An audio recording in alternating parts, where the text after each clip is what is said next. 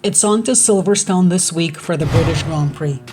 Let's look at the circuit, its layout, history, and the things to watch out for this weekend. First, some news.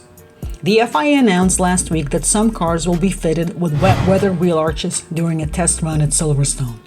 The arches are to be used in case of extreme rain so that a race can take place. This development is in response to the 2021 Belgian Grand Prix, where the race took place for 2 laps under a safety car because of heavy rain. During the test this week, only the main straight will be soaked with water. 2 cars will run side by side, one with wheel arches and one without, and then each car will run by itself. Teams will analyze aero data and how droplets fall off the car. This test is outside of the cost cap restrictions. Also this week, Pirelli is introducing a new type of slick tire. This is because cars are now faster and induce more downforce. Now, onto the circuit. Silverstone is one of the iconic Formula One tracks. Located in Northamptonshire, about an hour and a half north of London, it is one of 3 circuits along with Monaco and Monza where races have taken place since the inaugural year of 1950. It is built on the grounds of a former military airfield. Lewis Hamilton has likened racing there to flying a fighter jet. The circuit length is about 3.7 miles and has a race distance of 190.3 miles and an average lap speed of 156 miles per hour. At present, there are 52 laps and 18 turns. It is a mostly flat, high-speed aerodynamics track. Turns 10 to 15 are one of the most challenging and fastest sequences of corners and straights on the calendar, with speeds reaching 200 miles per hour. There have been a number of changes to the circuit layout over the years. Among them, a pit and paddock complex called the Wing, located along the Hamilton Straight, which was opened in 2011. Further changes took place after last year's dramatic Grand Prix, which saw Alfa Romeo's Zhu Guanyu roll over and crash into a fence at Turn 1 after colliding with George Russell and Pierre Gasly. Following the incident, FIA introduced new design rules. Cars must have a rounded top on their roll hoops instead of a spiked one to prevent the car from digging into the ground. And Silverstone replaced the first corner gravel runoff area with asphalt. Now, let's look at the things to watch out for this weekend. Max Verstappen is on another planet.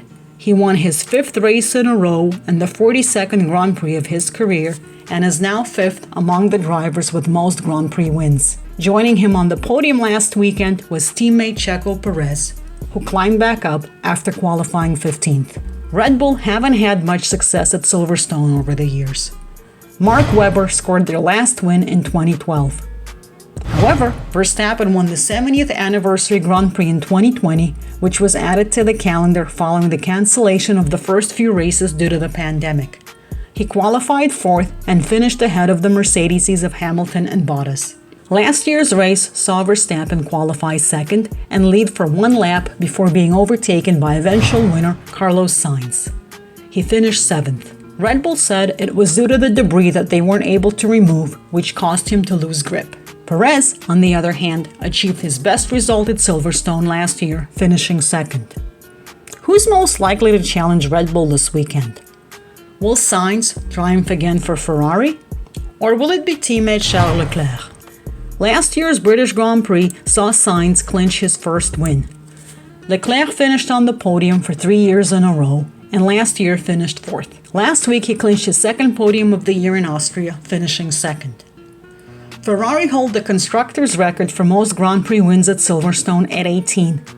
They currently sit atop the midfield, 4th in constructors' standings with 154 points, 107 ahead of Alpine.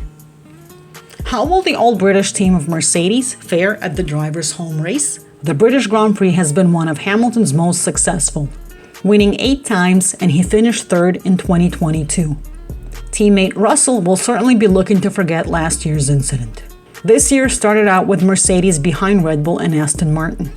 However, they've since introduced new upgrades, among them modified side pods, and are currently 2nd in the standings. Potential dark horses? Will McLaren continue their recent ascent at home? The team are behind Ferrari with most wins at Silverstone at 14. However, their last win dates back to Hamilton in 2008. Like Mercedes, McLaren are on an upswing.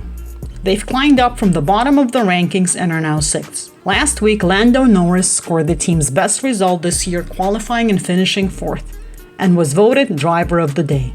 He finished in the top 6 for 3 consecutive years at Silverstone. Will another legendary British team cause an upset? Williams are also on a rebound. In a bid to improve downforce levels, they introduced new upgrades last month, among them side pods and rear suspension. Alex Albon qualified 10th in Canada and Austria and finished 7th in Canada, delivering the best result for the team in 2 years. The British Grand Prix takes place on Sunday, July 9th. Hope this video helped you get ready for the British Grand Prix. Thanks for watching. Make sure to like this video and consider subscribing to the channel for more great F1 content.